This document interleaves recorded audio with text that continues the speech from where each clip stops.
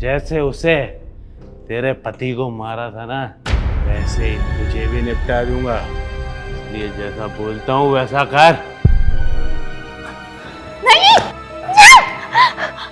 छोड़ो। नमस्कार, मैं हूं कंचन अवस्थी और स्वागत करती हूं आपका क्राइम चक्र के एक नए एपिसोड में एक नई कहानी के साथ। आज के जीवन में सच्चा प्यार मिल पाना बहुत ही मुश्किल है और अगर मिल जाए तो हर कोई उसे संभाल कर रखना चाहता है। ऐसी कोई हरकत वो नहीं करता जिससे उसका वो प्यार छिन जाए या उसका वो प्यार खो जाए। लेकिन जब आपके प्यार में कोई इतना डूब जाए कि वो उसे पाने के लिए सारी हदें पार कर जाए और उसे हर हाल में पाने की कोशिश में उसे ही वो खत्म करने पर मजबूर हो जाए। आज की इस कहानी में कुछ ऐसा ही है कि एक हंसी खुशी से चल रहे भैया और भाभी के रिश्तों को उसके देवर की ही नजर लग जाती है।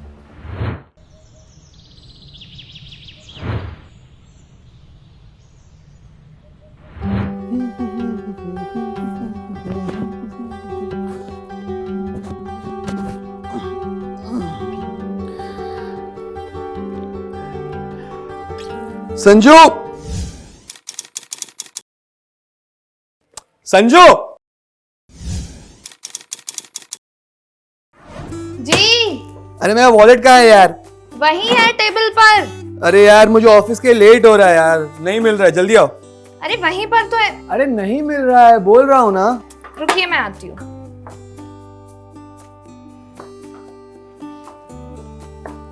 ये क्या है? कहाँ होगा?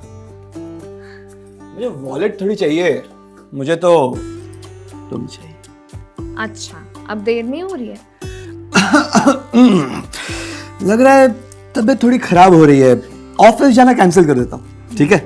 कोई जरूरत नहीं है, ऑफिस जाइए, अब जो होगा रात को होगा। अरे अब रात का इंतजार नहीं होता, समझो समझो बात को।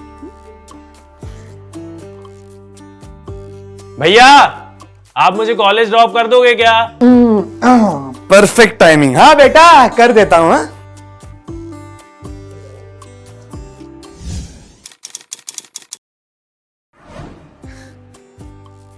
भाभी आप यहाँ हो, मुझे बहुत जोर से भूख लग रही है, जल्दी से नाश्ता दे दो ना। जाओ जाओ, खिला दो, 2 दिन से खाया नहीं। अभी देती हूँ। हाँ। अरे संजू,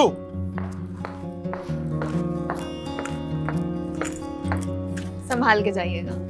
बाय बाय। बाय भाभी। जल्दी आता हूँ, चलो।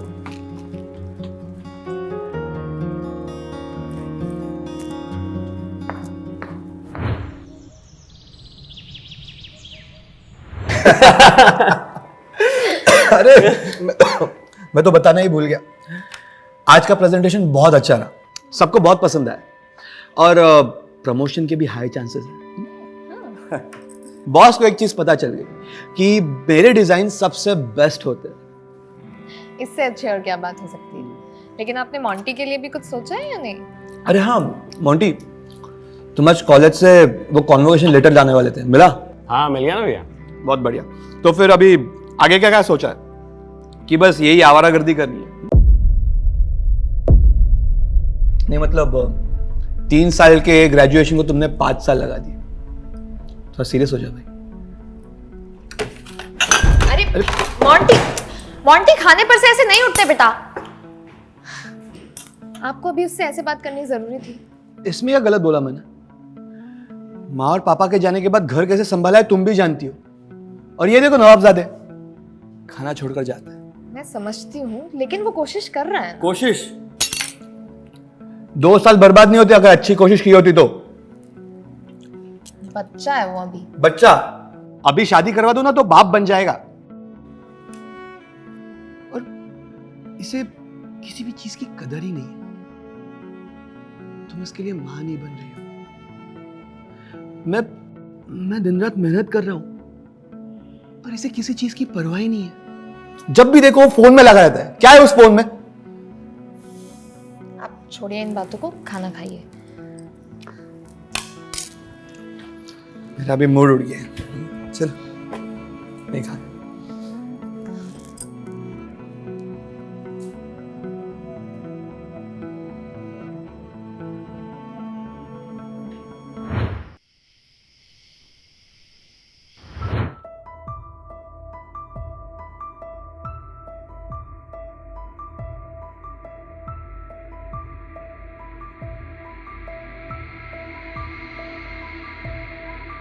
क्या कर रहे हैं अभी? चलिए अभी सो जाइए। अरे काम नहीं कर रहा हूँ, वो मोंटी के डॉक्यूमेंट्स देख रहा हूँ। सोच रहा हूँ कि उसे भी ऑफिस में अपने साथ काम पे लगा दूँ। मैंने बात भी की तिवारी सर के साथ, शायद कुछ ना कुछ हो जाएगा। ये तो बहुत अच्छी बात है, लेकिन आज आपने उसे खाना खा सुना दिया। हाँ यार, मुझे भी ऐसा ही लगता है। वो क्या है ना, माँ और पापा के जाने के बाद वो मेरे बेटे जैसा ही है, और इसी वजह से तो हम बच्चा प्लान नहीं कर रहे। मैं उसे चिल्लाना नहीं चाहता, बस चाहता हूँ कि वो अपनी जिम्मेदारी समझ जाए। आप अपना दिल छोटा मत कीजिए, वो बहुत समझदार है, समझ जाएगा, अपना ही बच्चा है। ठीक है।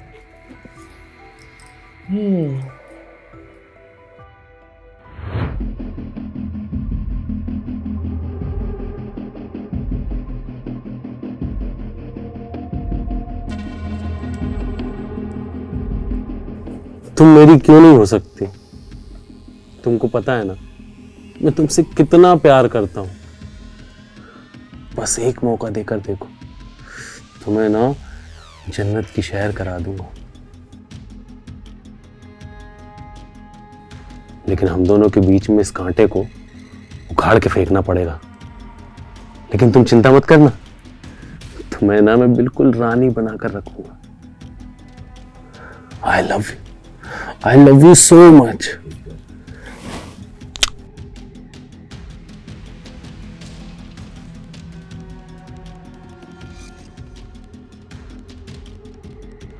एक तरफ राजेश का अपने भाई के प्रति प्यार और चिंता से रातों की नींद उड़ी हुई है, और दूसरी तरफ मोंटी जो अपने ही माँ समान भाभी पर नजर डाले बैठा है। ऐसे लोगों को आप क्या कहेंगे? क्या ऐसे लोग सच में भरोसे के लायक होते हैं? क्या ऐसे लोगों पर हमें भरोसा करना चाहिए? क्योंकि ऐसे लोग तो आस्तीन के सांप से भी भयानक होते हैं।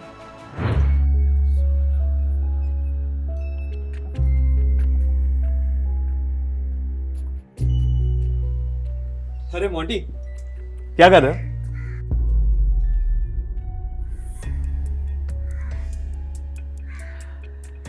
देख रहा हो तुम बहुत दिनों से हमारे साथ खाने पे भी नहीं बैठे, बहुत उदास से रहते। देखो, मैंने ऑफिस में बात कर ली, कल से तुम मेरे साथ ऑफिस में आना। काम बहुत ही आसान है, और कुछ नहीं समझा तो मैं तो हुई ना। अरे अब भी खुश नहीं हुए? ठीक है, मुझे पता है तुम्हें खुश कैसे करना है।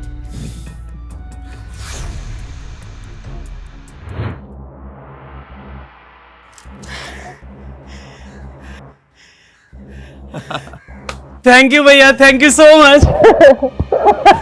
मैं कब से सोच रहा था कि मुझे ये वाली बाइक मिले। थैंक यू मुझे नहीं, भाभी को बोलना, आइडिया उनका था। तो हम दोनों की तरफ से तुम्हें ये बर्थडे गिफ्ट। जाओ। थैंक यू सो मच भैया। मैं अभी जाके ना एक बाइक सबको दिखा के आता हूँ। जाओ जाओ।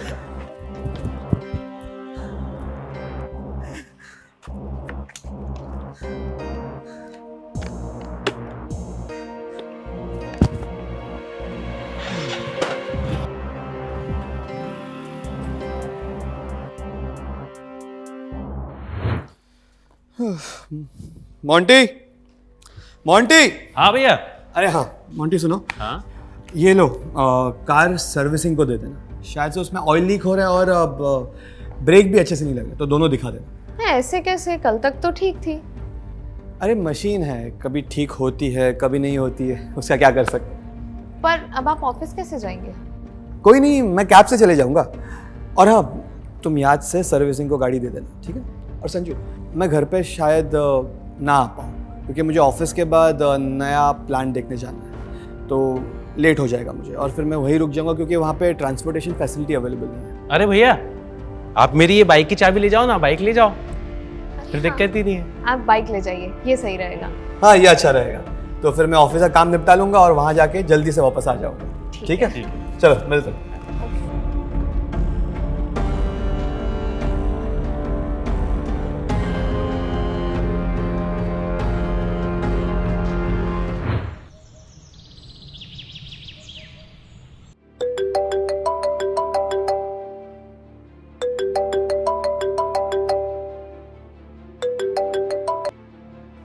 हेलो। हेलो, क्या मेरी बात संजना मिश्रा से हो रही है? जी बोल रही हूँ।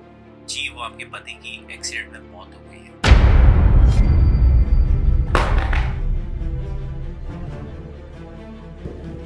भाभी, क्या हुआ भाभी? भाभी, हेलो। राजेश जी की एक्सीडेंट में मौत हो गई है। मैं आपको लोकेशन भेजता हूँ, आप लोग आकर बॉडी कलेक्ट कर लीजिए। हाँ, हम आ रहे हैं। भाभी, भाभी, भाभी।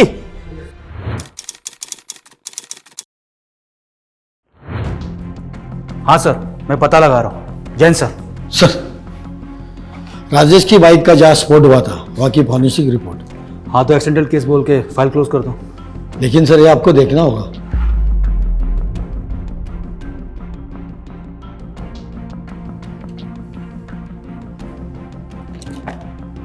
ये तो एक्सप्लोसिव है और कोई ऐसा वैसा नहीं बल्कि केमिकली डिजाइंड है। मतलब कातिल को अच्छे से पता था कि गाड़ी के गर्म होते ही अंदर का केमिकल एटमॉस्फेयर के ऑक्सीजन में कांटेक्ट में आके आग पकड़ लेगा। और स्पोर्ट्स बाइक ज्यादा हीट प्रोड्यूस करती है कंपेयर टू नॉर्मल बाइक। और एक बात सर, बाइक के कूलेंट के पार्ट्स गायब है।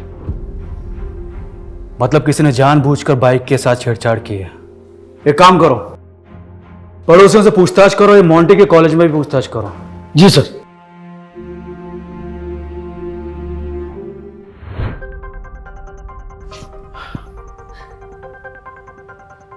प्लीज संभालिए खुद को। आपके पति के साथ जो भी हुआ उसका हमें बेहद अफसोस है। उनकी किसी से कोई दुश्मनी या झगड़ा? नहीं सर, राजेश बेहद शरीफ इंसान थे। उनका किसी के साथ कोई झगड़ा नहीं था। हो सकता है बाहर कुछ हुआ हो। नहीं सर, मेरे भैया तो बहुत शरीफ थे सर। उनकी किसी के साथ कोई दुश्मनी नहीं थी। लेकिन आप ये सब क्यों पूछ रहे हैं?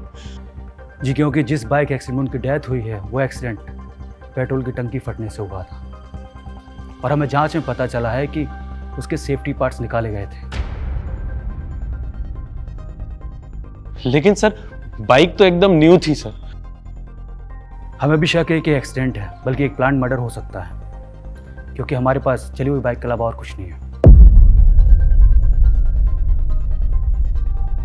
वैसे वो बाइक आपकी थी ना? हाँ सर, वो बाइक भैया ने ही मुझे गिफ्ट की थी और उनकी किसी के साथ दुश्मनी नहीं थी सर। पता नहीं सर, हमारी किस्मत खराब है जो उनके साथ ये सब हो गया। ठीक है, फिलहाल हम चलते हैं। अगर आपको कुछ पता चले तो हमें इन्फॉर्म कीजिएगा।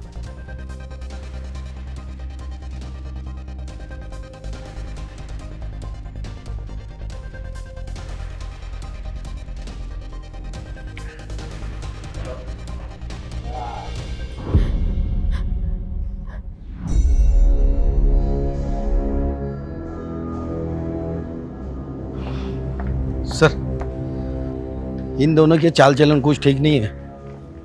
बिना सबूत के हम कर भी क्या सकते हैं? सर, हो सकता है इन दोनों ने मिलकर कुछ गड़बड़ की होगी। नहीं, ये पॉसिबल नहीं है। चलो देखते हैं कितने दिन तक ऐसा चलता है। इन पर नजर रखो। जी sir.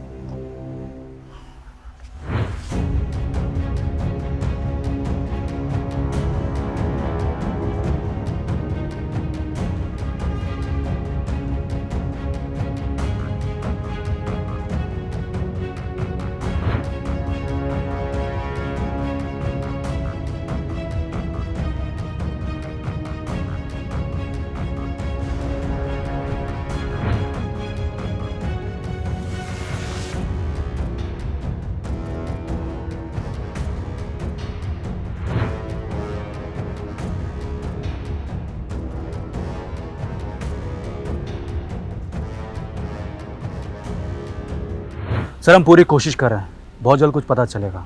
Okay sir. Jain sir. Sir, हमने आसपास पूछताछ की। पड़ोसी ने उसके बारे में ऐसा बोला कि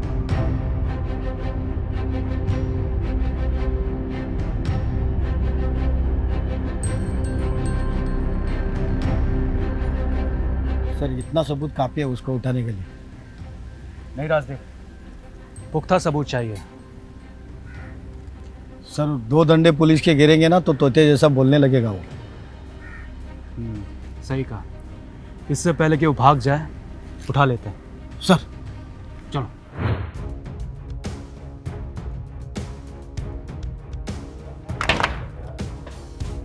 संजू, डार्लिंग संजू, कहाँ हो? संजू, बाहर आओ ना। मोंटी, तमीज भूल गए हो क्या? अभी भैया को गए महीना भी नहीं हुआ है और तुमने ये क्या हालत बना रखी है?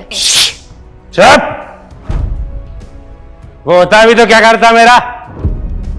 ये घर मेरे बाप का है और वो जो काम करता था वो भी मेरी बाप की जगह पे करता था।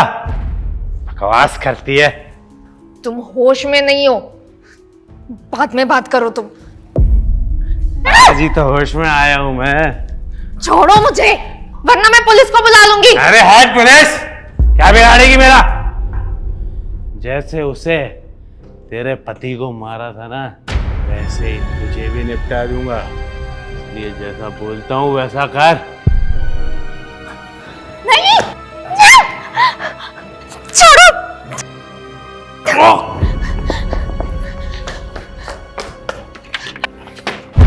सर, इसी ने मेरे पति को मारा है और ये मुझे भी मारना चाहता है।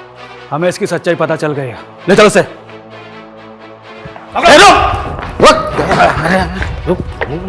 किधर बात है? हाँ? चल चल।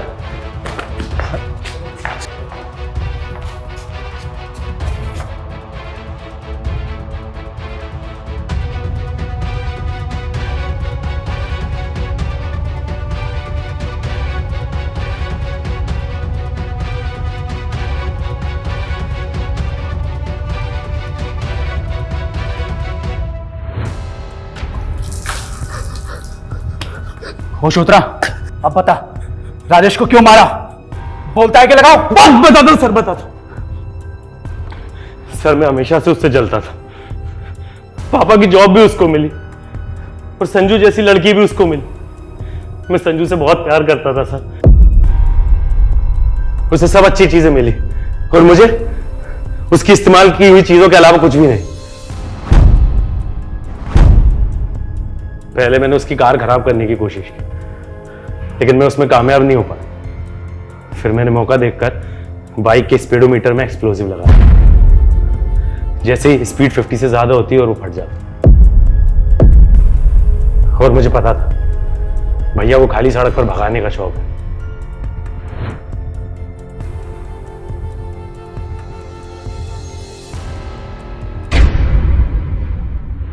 तो देखा आपने कि ईर्ष्या इंसान से क्या क्या करवा सकती है।